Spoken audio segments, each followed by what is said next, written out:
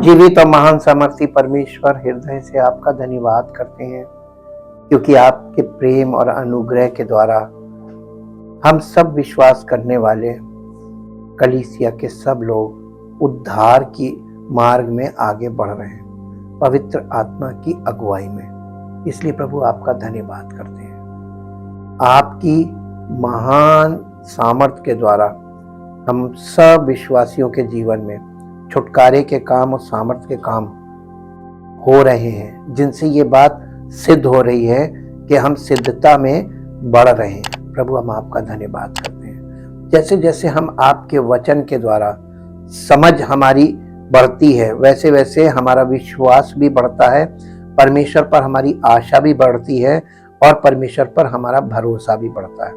हम आपका धन्यवाद करते हैं और ये विनती करते पिता परमेश्वर, कलीसिया के सब विश्वासियों को पर आपका अनुग्रह बना रहे और सबकी सुरक्षा आपके द्वारा हो और हम सबका जीवन आपकी महिमा के योग्य हो।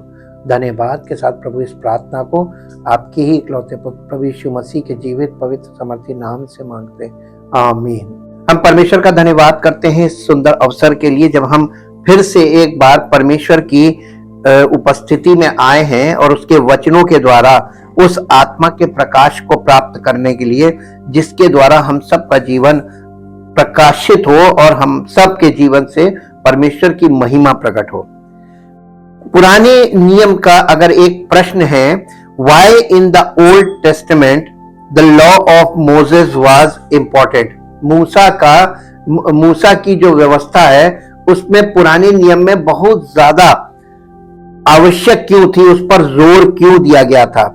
इसलिए इसको समझने के लिए एक पद पढ़ेंगे जो आपको मिलेगा यहोशू की पुस्तक, उसका पहला अध्याय और 1 पद से 8 पद तक पढ़ेंगे। यहोशू की पुस्तक उसका पहला अध्याय पहले पद से 8 पद तक पढ़ेंगे।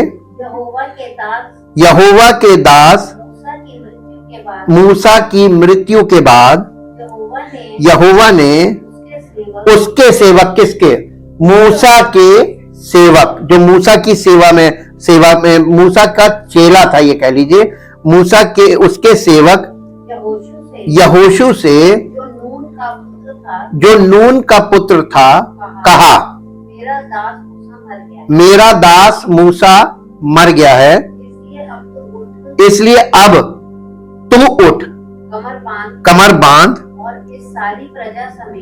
इस सारी प्रजा समेत यर्दन पार होकर उस देश को जा जिसे मैं उनको अर्थात इजराइलियों को देता हूँ, उस वचन के अनुसार जो मैंने मूसा से कहा, अर्थात जिस जिस स्थान पर तुम पांव धरोगे वो सब मैं तुम्हें दे देता हूँ। जंगल और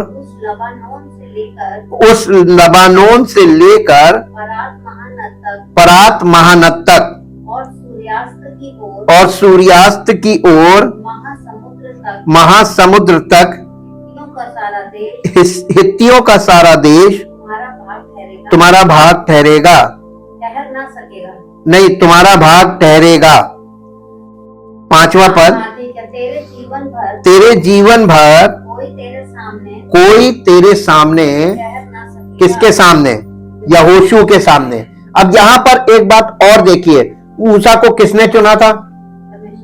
अपने उद्देश्य से चुना था, अपना काम कराने के लिए, और परमेश्वर ने मूसा से जो काम कराना था वो कराया। मूसा की मृत्यु के बाद परमेश्वर ने किसको चुना? किसने चुना? तो मूसा के पास और भी लोग थे, लेकिन किसने उतने ढेर सारे सेवकों में से यहोशू को किसने चुना? परमेश्वर ने।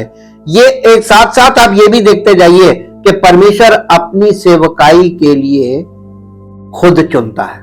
कोई व्यक्ति परमेश्वर की सेवा के लिए खुद से कभी भी खड़ा नहीं हुआ है। इतिहास इस बात का गवाह है।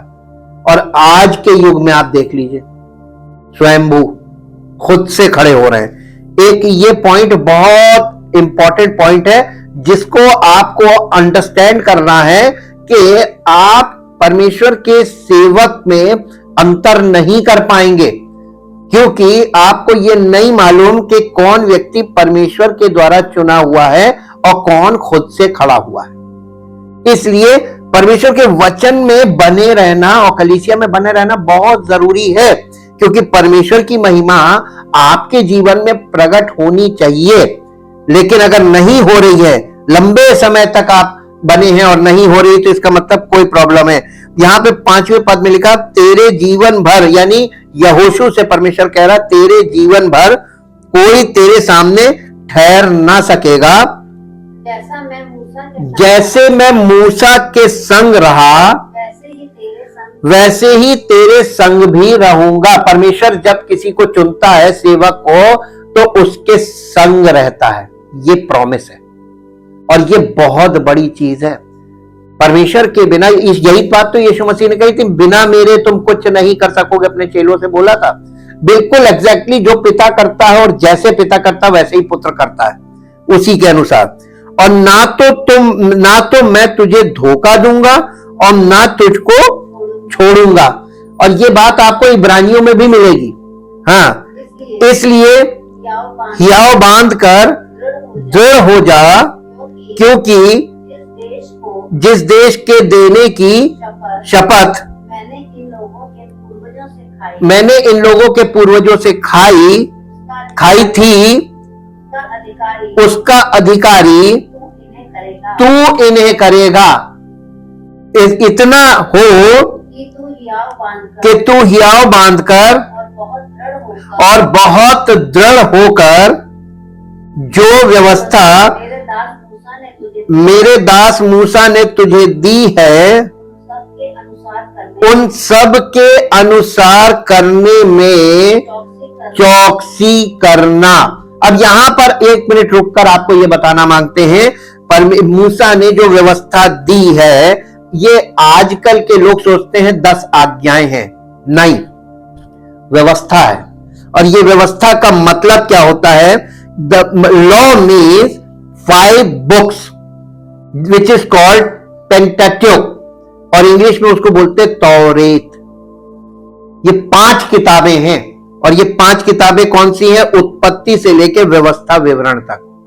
ये 5 किताबें, इन 5 किताबों में जो कुछ लिखा है इसको व्यवस्था बोलते हैं। ओवरऑल ये है व्यवस्था। और इस व्यवस्था को, और व्यवस्था किस विषय में बात करती है? तो ये व्यवस्था की 5 किताबें जो हैं, ये मुख्यतः these books about sacrifice, priesthood and worship in the dwelling place of God means the outer court, holy place and the holy of holies। ये मंदिर के जो 3, मूसा के तंबू के जो 3 भाग थे, इन 3 भागों में कैसे कैसे क्या क्या परमेश्वर ने विधियां बताई थी, उनका पूरा विवरण ये पूरी व्यवस्था है, विच इज कॉल्ड द लॉ। अब यहां पर फिर से ध्यान से पढ़िए कि क्या बोल रहा है? इतना हो कि तू हियाव बांधकर और बहुत दृढ़ होकर जो व्यवस्था मेरे दास मूसा ने तुझे दी है, उन सब के अनुसार करने में चौकसी करना, और उससे ना तो दाहिने मुड़ना और ना बाएं, तब जहां जहां तू जाएगा वहां वहां तेरा काम कब ये प्रॉमिस है। हाँ, जो व्यवस्था मूसा ने दी है उसी के अनुसार करने की चौकसी करना पड़ेगी। आज लोगों को देख लीजिए, बिल्कुल आउट ऑफ द वे चले गए। प्रीचिंग कह लो, टीचिंग कह लो, हर चीज में आउट ऑफ द वे चले गए। वो दाहिने मुड़ गया, कोई बाएं मुड़ गया, कोई के कहीं चला गया, गलियों में चले गए। और इसके बाद 8वां पद पढ़िए, व्यवस्था की ये पुस्तक तेरे चित्त से ना उतरने पाए, इसी में दिन रात ध्यान दिए रहना, इसलिए कि जो कुछ उसमें लिखा है। ये 5 किताबों में उसी के अनुसार करने की तू चौकसी करे, नहीं, क्योंकि ऐसा ही करने पर, ऐसा ही करने से तेरे सब काम सफल होंगे और तू प्रभावशाली होगा। यहां पर हम लोगों को कितना बड़ा क्लू मिल रहा है। अब इसी के साथ एक क्लू और ले लीजिए। यूहन्ना रचित सुसमाचार 10 अध्याय, यूहन्ना रचित सुसमाचार 10 अध्याय और उसका 7, 8, 9 पद पढ़ दीजिए। 7, 8, 9 पद। इसके बाद तब यीशु ने 10 अध्याय 7 पद से, तब यीशु ने उनसे फिर कहा, मैं तुमसे सच सच कहता हूं, भेड़ों का द्वार मैं हूं। जितने मुझसे पहले आए वे सब चोर और डाकू हैं, परंतु भेड़ों ने उनकी ना सुनी। द्वार मैं हूं, यदि कोई मेरे द्वारा भीतर प्रवेश करे तो उद्धार पाएगा और भीतर बाहर आया जाया करेगा और चारा पाएगा। यहां पर यीशु मसीह कौन से द्वार की बात कर रहा है? जीवित मंदिर कौन है आज? प्रभु यीशु मसीह। कलीसिया वो द्वार है जिसके द्वारा, वो मसीह की देह है, इसीलिए उसने कहा मेरे द्वारा। तो कलीसिया क्या मसीह की देह है? और यही कलीसिया ही वो द्वार है जिसके द्वारा आपको उद्धार मिलेगा। आप कहां, कौन सी बिल्डिंग को आज आप मानते हो और कौन सी बिल्डिंग में? देखिए, यूहन्ना रचित सुसमाचार में एक अद्भुत चीज आपको देखने को मिलेगी। हम लोग जब मूसा के तंबू को देख रहे हैं और इसका वर्णन समझ रहे हैं, आप यूहन्ना रचित सुसमाचार में देखिए तो 6 अध्याय में जीवन की रोटी की बात की है, क्योंकि पवित्र स्थान में रोटी की मेज थी, जीवन की रोटी की बात की गई है। 7 अध्याय में जीवन के जल की बात की गई है। 8 अध्याय में जीवन की ज्योति की बात हुई है। ये तीनों चीजें आपको पवित्र स्थान में वहां पर मूसा के तंबू में देखने को मिलती है, लेकिन वहां फिजिकली दिखाया जा रहा है। जो स्पिरिचुअली मसीह में आपको कलीसिया में ये चीजें प्राप्त होती है। तो कलीसिया वो है जो पवित्र स्थान मंदिर का था, जहां पे ये 3 वेदियां थी। ये तीनों वेदियां यीशु मसीह के द्वारा परिपूर्ण हो गई है। अब मसीह कलीसिया में आत्मिक तौर पर जीवन की रोटी, जीवन का जल और जीवन की ज्योति आपको पवित्र आत्मा के द्वारा, वचन के द्वारा प्राप्त होती है, जिससे आपका और हमारा आत्मिक पालन पोषण हो रहा है। इस बात को ध्यान रखिए कि ये तंबू बैकग्राउंड में नए नियम में चल रहा है। यानी हम इससे पहले जो हमारी सीरीज थी कि नया नियम पुराने नियम में गुप्त है और पुराना नियम नए नियम में प्रकट है। आप ये वाले फॉर्मूले से देखेंगे तो आपको तंबू और मसीह की कलीसिया, ये दोनों आपको दिखेंगे कि ये कलीसिया वहां पर गुप्त में थी और आज तंबू प्रकट कर रहा है। कलीसिया को, मसीह के लोगों को, मसीह के सेवकों को, मसीह पवित्र आत्मा की सेवकाई को, मसीह के बलिदान के द्वारा हमको कैसे छुटकारा मिलता है और पवित्र आत्मा और पवित्र वचनों के द्वारा कैसे एक विश्वासी का आत्मिक पालन पोषण होता है, यह हमको नए नियम में समझ में तब आएगा। और इसलिए हम आज का जो हमारा विषय होगा उस तंबू में, तंबू का आवरण, तंबू का आवरण, the coverings of the tabernacle. निवास के तंबू में 4 आवरण थे। सबसे भीतरी आवरण बढ़िया लिनन का था, जिसमें जटिल डिजाइन बुने गए थे, जो मसीह की धार्मिकता की सुंदरता का प्रतीक था।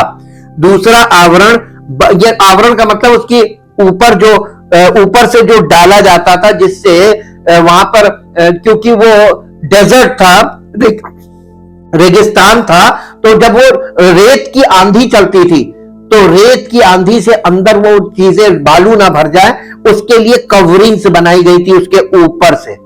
अगर आज उस जमाने में ड्रोन होता तो आप ऊपर से उसका पूरा व्यू लेते तो वो आपको बड़ी बदसूरत सी एक चीज दिखती, कोई खूबसूरत चीज नहीं थी।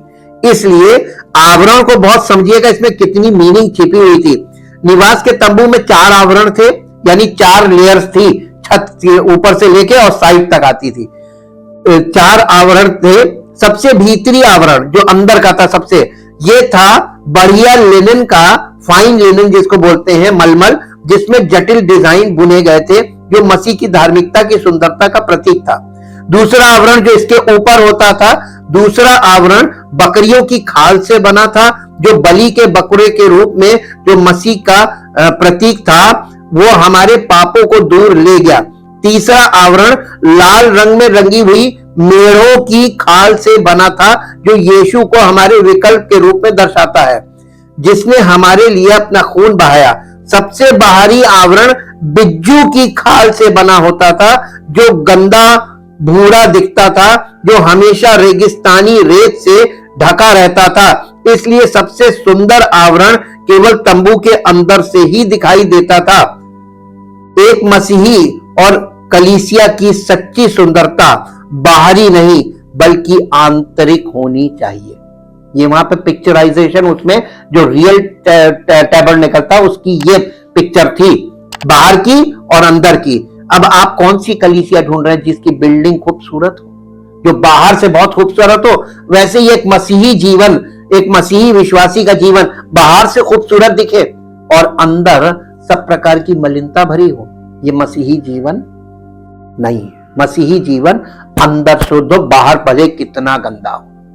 लोग आपको बदनाम करेंगे, सच्चे मसीही को बदनाम करने वालों की कमी नहीं है, लेकिन उसकी भीतर की जो शुद्धता और पवित्रता हृदय की है और उसका आचरण वो परमेश्वर ग्रहण करता है, भले संसार में कोई आपको ना जान पाए। इसीलिए लिखा आत्मिक जन सब कुछ परखता है, लेकिन कोई आत्मिक जन को कभी नहीं परख पाएगा, कभी नहीं परख पाएगा, इम्पॉसिबल है, क्योंकि उसका सब कुछ इंटरनल होता है। और इसीलिए तंबू के अंदर दिखाई देता है। एक मसीही और कलीसिया की सच्ची सुंदरता बाहरी नहीं बल्कि आंतरिक होनी चाहिए। बिज्जुओं की खाल यीशु मसीह की निंदा का प्रतीक है। बाहरी रूप से कलीसिया को गलत समझा जाएगा, अपमानित किया जाएगा और तिरस्कृत किया जाएगा। हालांकि दुनिया में चीजें बिल्कुल विपरीत हैं।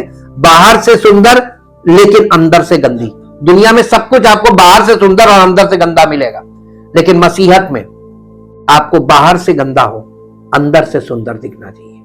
ये इंपॉर्टेंस है। यीशु पृथ्वी पर आकर्षक बाहरी रूप के साथ नहीं आए थे।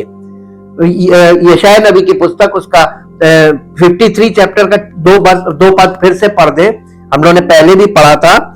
क्योंकि वो उसके सामने अंकुर के समान एक ऐसी जड़ के समान होगा जो निर्जल भूमि में फूट निकले। उसकी ना तो कुछ सुंदरता थी कि हम उसको देखते और ना उसका रूप ही हमें ऐसा दिखाई पड़ा कि हम उसको चाहते। कोई अट्रैक्शन नहीं था यीशु मसीह में, तो उसकी देह अर्थात कलीसिया में अट्रैक्शन होना चाहिए? नहीं होना चाहिए। जब अट्रैक्शन नहीं होगा तो आपको मालूम है उमड़ के भीड़ नहीं आएगी।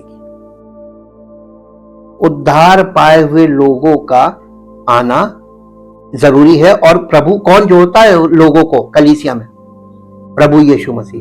जो उद्धार पाते जाते थे, प्रभु उन्हें प्रतिदिन कलीसिया में जोड़ता था। क्या प्रभु ने काम करना बंद कर दिया है कि कलीसिया को लोगों को पकड़ पकड़ के लाना पड़ेगा? प्रभु आज भी वैसे ही काम कर रहा है। Jesus said I will build my church. वो अपना काम कर रहा है, सेवक अपना काम कर रहा है, पवित्र आत्मा अपना काम कर रहा है। तो काम हो रहा है और परमेश्वर का काम दिखाई कम देता है, क्योंकि सब कुछ इंटरनल है, एक्सटर्नल कुछ नहीं है। और इसलिए लोग गलत मूल्यांकन क्यों कर रहे हैं? क्योंकि वो वचन को अंडरस्टैंड नहीं करते। संसार ने उसका तिरस्कार किया और उसे अस्वीकार कर दिया। केवल वे ही लोग उनके पास आते थे जो भक्ति चाहते थे। कलीसिया के साथ भी ऐसा ही होना चाहिए। लोगों को चर्च की ओर आकर्षित होना चाहिए, किसी बाहरी सांसारिक आकर्षण से नहीं, बल्कि इसके जीवन की गुणवत्ता और संगति के कारण। जो लोग यीशु के हैं वे इस दुनिया के जो निवास स्थान है इससे बाहर और परमेश्वर के साथ संगति करने के लिए पर्दे के अंदर हैं, उसके पास आएंगे। इब्रानियों की पत्री उसका 13 अध्याय, इब्रानियों की पत्री उसका 13 अध्याय का 13 पद पढ़ दीजिए। 13 अध्याय का 13 पद यहां इस प्रकार से लिखा हुआ है, इब्रानियों की पत्री उसका 13 अध्याय और उसका 13 पद जी, 13 अध्याय का, इसलिए 13 अध्याय का 13 पद, इसलिए आओ उसकी निंदा अपने ऊपर लिए हुए, क्या चीज लेकर आना है हमको, उसकी निंदा अपने आप मसीह के कारण निंदित किए जाएंगे। और लोग मालूम है इसी मारे भाग जाते हैं, मसीह के कारण निंदित नहीं होना मांगते। उसकी निंदा को लिए हुए छावनी के बाहर, यानी सांसारिक लोगों की संगति छोड़कर छावनी के बाहर उसके पास निकल चले। यीशु मसीह आपको कहां मिलेगा? सांसारिक लोगों से छोड़कर, उनकी संगति छोड़कर आप कलीसिया में आएंगे तो वहां मिलेगा। एक और पद पढ़िए, 10 अध्याय का 19 और 20 पद, इब्रानियों 10 अध्याय 19-20 पद। इसलिए हे भाइयों, जब हम यीशु के लहू के द्वारा उस नए और जीवते मार्ग से पवित्र स्थान में प्रवेश करने का हियाव हो गया है, जो उसने पर्दे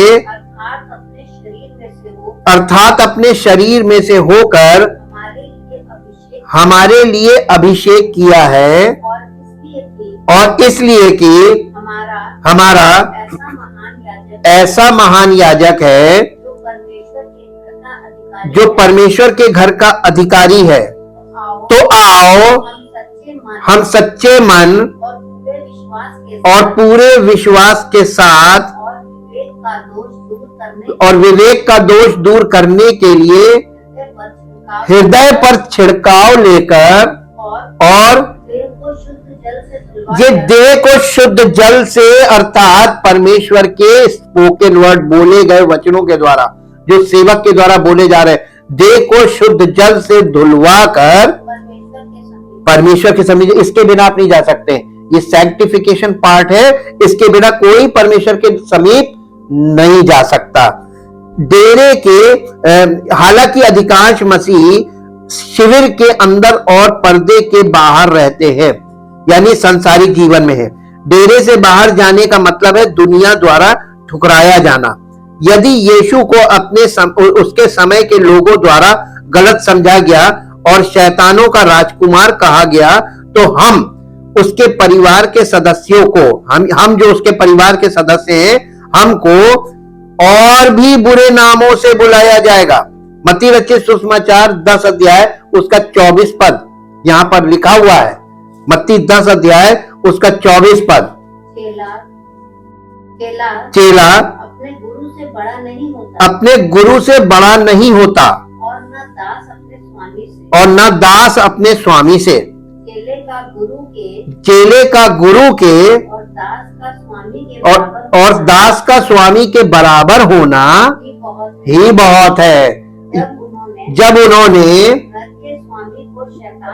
घर के स्वामी को अर्थात यीशु मसीह को शैतान कहा, तो उसके घर वालों को यानी कलीसिया के विश्वासियों को, सेवकों को क्या कुछ ना कहेंगे। ये इसके लिए मेंटली प्रिपेयर रहना है। मसीही जीवन में आपको इस बात के लिए बिल्कुल क्रोध नहीं करना है, झगड़ा नहीं करना है, बल्कि प्रभु के कारण निंदित होने को परमेश्वर का धन्यवाद कीजिए कि हम इस योग्य ठहरे कि हम निंदित तो किए जा रहे हैं। हमें कोई मार थोड़ी ना पड़ रही, फांसी थोड़ी ना लटकाए दे रहा, कोई निंदा ही तो कर रहा है। और निंदा को सहना यही हमारी परीक्षा है। यहीं पे कई बार हम विश्वास में सिद्ध हो जाते हैं, लेकिन इस मामले में हम फेल हो जाते हैं। इसके अधिकांश मसीह दुनिया में लोकप्रिय है, यीशु के विपरीत। अधिकांश मसीही जो आज दुनिया में लोकप्रिय हैं, ये यीशु मसीह के विपरीत है। क्या होना चाहिए? नहीं होना चाहिए, नहीं होना चाहिए। इसका कारण यह है कि वे पुरुषों को खुश करना चाहते, लोगों को खुश करना चाहते हैं, और कूटनीतिक और समझौतावादी कूटनीतिक और समझौतावादी हैं, कूटनीतिक हैं और समझौतावादी हैं। ये सांसारिक रोमन या यूनानी नहीं थे जिन्होंने यीशु का विरोध किया था, बल्कि धार्मिक यहूदी थे। यहूदी यीशु से नफरत करते थे क्योंकि वो बिना किसी समझौते के ईश्वर की सच्चाई के लिए खड़ा था। आज मसीहों का विरोध भी मुख्य रूप से धार्मिक लोगों, धार्मिक मसीहों और अन्य धार्मिक लोगों से होगा। रिलीजियस लोग ही विरोध करेंगे मसीहत का, और कोई विरोध नहीं कर सकता। हम परमेश्वर का बहुत धन्यवाद करते हैं ये सत्य के लिए कि तंबू में बहुत कुछ जो कलीसिया और कलीसिया की सेवकाई यीशु मसीह के द्वारा और पवित्र आत्मा के द्वारा और पवित्र वचनों के द्वारा जो कार्य होना था वो सब वहां पर छिपा हुआ है। यानी वहां पर जो अल्टीमेट सैक्रिफाइस है वो बलिदान कौन है? प्रभु यीशु मसीह। और फिर प्रीस्टहुड हमारा, हम जो है मसीह के द्वारा हम राजपदधारी याजकों का समाज बनते हैं, तो ये रॉयल प्रीस्टहुड है। एंड वर्शिप, रॉयल प्रीस्टहुड का मतलब होता है राजपदधारी। राजपदधारी याजक का मतलब आप समझते हैं? जो हमारा अगुआ है या जो हमारा महायाजक है वो राजा भी है और याजक भी, महायाजक भी और राजा भी है। अब इसके अंतर्गत हम लोग क्या होंगे? हम राजपदधारी याजक होंगे कि नहीं होंगे? क्योंकि हम याजक के बच्चे भी हैं तो याजकीय सेवा भी करेंगे, लेकिन वो राजा है तो हम राजपदधारी याजक होंगे, यानी मसीह की संतान कह लीजिए, हम उसके बच्चे हैं। और इसके बाद तीसरी चीज है वर्शिप। तो हमने देखा है कि अपने शरीरों को जीवित पवित्र परमेश्वर को भावता हुआ बलिदान करके चढ़ाओ, यही तुम्हारी आत्मिक सेवा। इसको इंग्लिश में लिखा हुआ है, this is your regional intelligent worship and spiritual worship. ये हमारी वर्शिप है, हम मसीह में पूर्ण हो और सिद्ध हो, ये हमारी वर्शिप है। तो ये वाली चीज, ये सिद्धता में हम लोग जा रहे हैं। अब एक पद आप पढ़ेंगे जो आपको मिलेगा इब्रानियों की पत्री और उसका 10 अध्याय निकालिए। इब्रानियों की पत्री उसका 10 अध्याय, इब्रानियों की पत्री 10 अध्याय का पहला पद पढ़िए, हिंदी में फिर इंग्लिश में। क्योंकि व्यवस्था देखिए यहां पर बहुत ध्यान दीजिए, क्योंकि व्यवस्था जिसमें आने वाली अच्छी वस्तुओं का क्या है? प्रतिबिंब का मतलब क्या होता है? परछाई या झलक जी, पर उसका असली स्वरूप नहीं है। इसलिए उन एक ही प्रकार के बलिदानों के द्वारा जो प्रतिवर्ष अचूक चढ़ाए जाते हैं, पास आने वाले को कदापि सिद्ध नहीं कर सकती है। नहीं तो उनका चढ़ाना बंद क्यों ना हो जाता। अब इसको इंग्लिश में पढ़िए, पहला पद। For since the law has merely a rude outline, तो ये जो मूसा की पुस्तक से हम लोग देख रहे हैं और तब मूसा के तंबू में हम लोग देख रहे हैं, ये आने वाली जो मसीह के द्वारा जो आने वाली अच्छी अच्छी बातों का हम वर्णन हम लोगों से किया जा रहा है, उसका क्या था? उसकी झलक हमको कहां मिलती है? नमूना तंबू में, व्यवस्था में जी। foreshadowing of the good thing to come instead of fully expressing those things, it can never the offering the same sacrifices continually year after year make perfect those who approach its altars। यानी पुराने नियम में जो लोग उस वेदी पर जाते थे वो कभी सिद्ध नहीं हुए, लेकिन वो वेदी सिद्ध नहीं किया इसका मतलब नहीं कि उसके द्वारा हमारा कोई मतलब नहीं, हम कलीसिया में आ गए, हमको उससे कोई मतलब नहीं, वहां सिद्धता तो है ही नहीं। बाइबल बता रही वहां सिद्धता हुई नहीं किसी की, व्यवस्था ने कोई चीज सिद्ध तो की नहीं, तो व्यवस्था दी क्यों गई थी? व्यवस्था के द्वारा आज जो कलीसिया में, आज कलीसियाएं और मसीही सेवक जो आज भटक गए, मसीही विश्वासी आज जो सत्य के मार्ग से भटक गए, इनको सच्चाई पवित्र आत्मा कहां से दिखाएगा? वहीं से। हो सकता है कि उसमें आपको किसी बात की सिद्धि इसलिए नहीं हुई क्योंकि सिद्धि तो प्रभु यीशु मसीह के द्वारा होनी थी, लेकिन परमेश्वर उन चीजों के द्वारा उनको ये सिखा रहा था कि वो आएगा तो वो मसीह मेरा पुत्र होगा और उसके द्वारा ही सब कुछ होगा। और उनको ये नमूना व्यवस्था में जो दिया गया था, तो व्यवस्था में उनको ये नमूना क्यों नहीं दिखा? ये भी एक मिस्ट्री है, एक रहस्य है। परमेश्वर ने उनको इस लेवल तक जाने ही नहीं दिया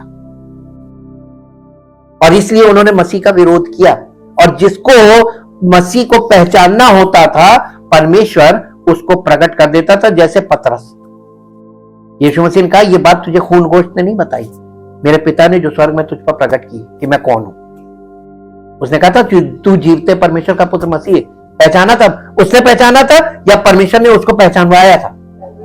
यीशु मसीह को कोई नहीं पहचान सकता, केवल वो परमेश्वर पिता का प्रेम जिस पर प्रकट हो जाए, जिससे वो प्रसन्न हो जाए, उसी पर मसीह का अनुग्रह होगा।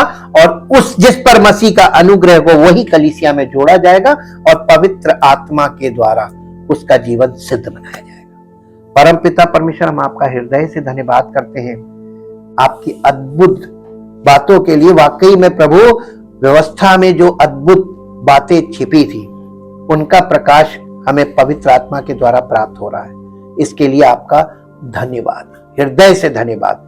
और हम चाहते हैं प्रभु, हम सब विश्वास करने वाले, इस कलीसिया के सब विश्वासी आपकी सामर्थ के द्वारा, आपके अद्भुत कार्यों के द्वारा, अद्भुत युक्ति के द्वारा केवल उद्धार ना पाए, बल्कि प्रभु वो आपकी देह का अंग बने और आपकी महिमा का कारण बने, ताकि सारी महिमा आप यीशु मसीह के नाम से मांगते हैं। आमीन।